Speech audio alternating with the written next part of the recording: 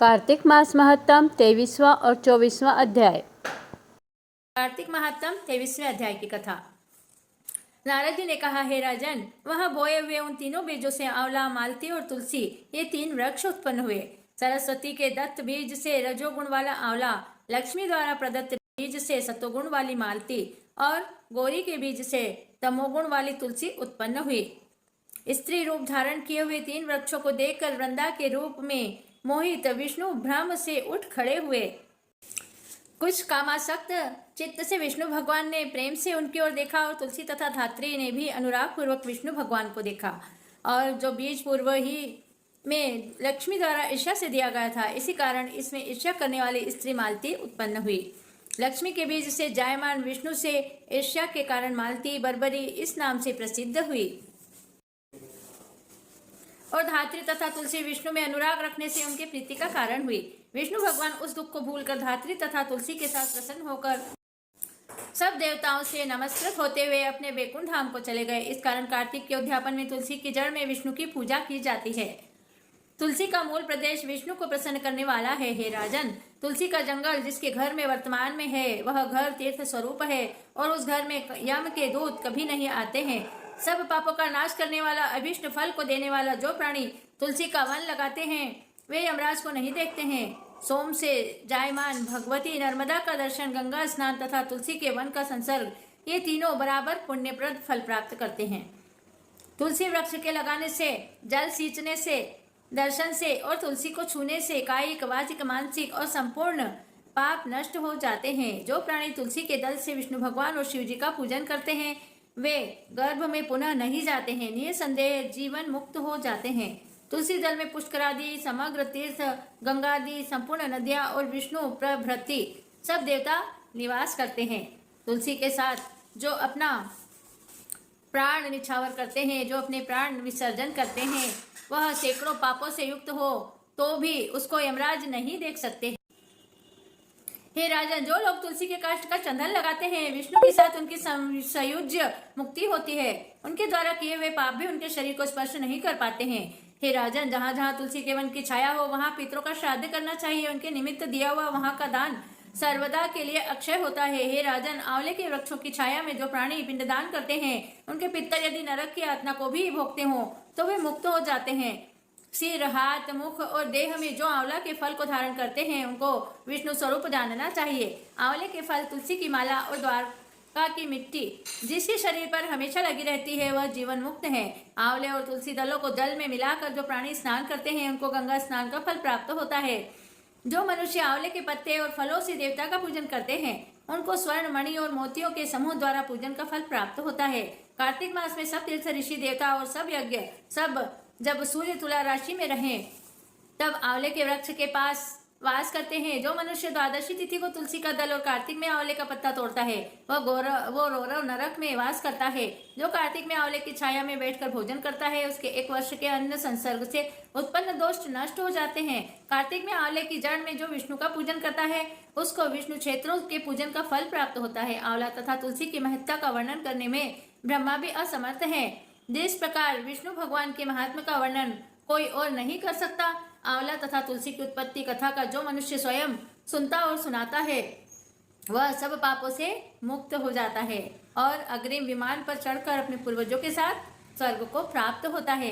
कार्तिक महात्म के 23वें अध्याय की कथा यहीं समाप्त होती है। अच्युतम केशवम राम नारायणम कृष्ण दामोदरम वासुदेवम भजे श्रीधरम माधवम गोपिका वल्लभम श्री जानकी नायकम श्री रामचंद्रम भजे। प्रिय भाइयों और बहनों, कैसा लगा आपको हमारा यह वीडियो? अगर आपको पसंद आया हो तो मेरे चैनल को सब्सक्राइब कीजिए। 24वां और 25वां अध्याय। राजा पृथु ने कहा, हे नारद जी, आपने तुलसी के इतिहास, व्रत, महात्म्य के बारे में कहा। अब यह बताने की कृपा करें कि कार्तिक मास में और भी देवता का पूजन होता है, यह भी मुझे समझा कर कहिए। नारद जी ने कहा, पहले समय में पर्वत के निकट कर्तिपुर में एक धर्मात्मा धर्मदत्त नामक ब्राह्मण रहता था। वह भगवान विष्णु के सब व्रत करता था। एक दिन कार्तिक मास में वह एक पहर रात शेष रहने पर जागरण के लिए भगवान विष्णु के मंदिर में हर प्रकार की सामग्री लेकर जा रहा था कि मार्ग में उसने एक बड़ी भयंकर राक्षसी को देखा, जिसके बड़े बड़े दांत, लपकती हुई जीभ और लाल लाल नेत्र थे। उसका शरीर नंगा और मांस रहित था। उस भयंकर राक्षसी को देखकर धर्मदत्त बुरी तरह कांपने लगा। कुछ उपाय न देखकर उसने पूजा वाली थाली और जल का लोटा उसके ऊपर दे मारा, क्योंकि उसने भगवान नाम का जप करते हुए वह सामग्री और जल का लोटा जिसमें तुलसी दल पड़ा था उसको मारा था, जिससे उसके जन्म जन्मांतर के पाप नष्ट हो गए और पूर्व जन्म याद आ गया। वह हाथ जोड़कर धर्मदत्त के चरणों में गिर पड़ी और बोली, हे विप्र, मैं पूर्व जन्म के कर्मों के फल से इस अवस्था को प्राप्त हुई हूँ। नारद जी ने कहा, हे राजन, उसे इस प्रकार प्रणाम करते देख अति विस्मित होकर धर्मदत्त ने पूछा, तेरी यह अवस्था किस कर्म के फल से हुई है? तो पूर्व जन्म में कहाँ रहती थी और तेरा कैसा चरित्र था, यह सब कुछ मुझे बता। उस राक्षसी ने, जिसका नाम कलहा था, कहा कि हे ब्राह्मण, सौराष्ट्र में भिक्षुक नाम का एक ब्राह्मण रहता था। मैं उसकी पत्नी थी। मेरा स्वभाव बड़ा ही निष्ठुर था। मैंने अपने पति का कभी भला नहीं चाहा, न उसे कभी अच्छा भोजन कराया, न मिठाई खाने को दी। मैं प्रतिदिन उससे लड़ती झगड़ती रहती थी। मुझे इस प्रकार की झगड़ालू देखकर तथा नित्य प्रति की कलह से तंग आकर मेरे पति ने दूसरा विवाह करने का निश्चय किया। यह सुनकर मेरा पति दूसरा विवाह कर रहा है, मैंने उसके ब्याह के पहले ही विष खाकर अपनी हत्या कर ली। मेरी मृत्यु के बाद यमदूत आए और मुझे गदा से मारते हुए यम के पास ले गए। यमराज ने मुझे देखकर चित्रगुप्त से पूछा, है चित्रगुप्त, इसने क्या कर्म किया है? जो भी कर्म इसने किए हैं उनका फल इसे भोगना होगा। कलहा ने कहा, है ब्राह्मण, चित्रगुप्त ने यमराज से कहा, इसने जीवन में कोई भी अच्छा काम नहीं किया है। यह अपने पति को सदा खराब भोजन देकर खुद अच्छा भोजन खाती थी, इसलिए यह सब विष्ठा खाने वाली सुअरी होगी। इसे अब सुअरी का जन्म दिया जाएगा। चूंकि यह अकेले ही पाक के बर्तन में भोजन करती थी, इसलिए यह अपने बच्चों को खाने वाली बिल्ली होगी। इसने अपने पर क्रोध करके आत्मघात किया है, इसलिए यह प्रेत योनि में जाएगी। अब आप इसको अपने दूतों द्वारा मरुस्थान में भेज दीजिए। वहाँ पर वह बहुत दिनों तक प्रेत योनि में रहकर फिर यह पापिनी अपनी तीनों योनियों को भोगेगी। सो हे ब्राह्मण, मैं 500 वर्ष से प्रेत योनि में हूँ और भूख प्यास के कारण नित्य दुखी रहती हूँ। एक दिन भूख से तंग आकर मैं एक वैश्य के शरीर में प्रविष्ट हो गई। उसके शरीर द्वारा मैं कृष्णा और वेणी के संगम पर इस देश में आ पहुँची। एक दिन भगवान शंकर व विष्णु जी ने मुझे बलात् उसके शरीर से बाहर निकाल दिया। फिर मुझे आप दिखाई दिए। आपके लोटे में से तुलसी जल का छींटा मेरे ऊपर पड़ा, जिससे मेरे सब पाप नष्ट हो गए हैं। हे द्विजोत्तम, अब आप मुझे यह बताइए कि आगे होने वाली तीनों योनियों और इस प्रेत शरीर से किस तरह मेरी मुक्ति होगी। धर्मदत्त ने कलहा की बात सुनकर उसके पिछले कर्मों और वर्तमान अवस्था को देखकर बड़ा दुखी हुआ।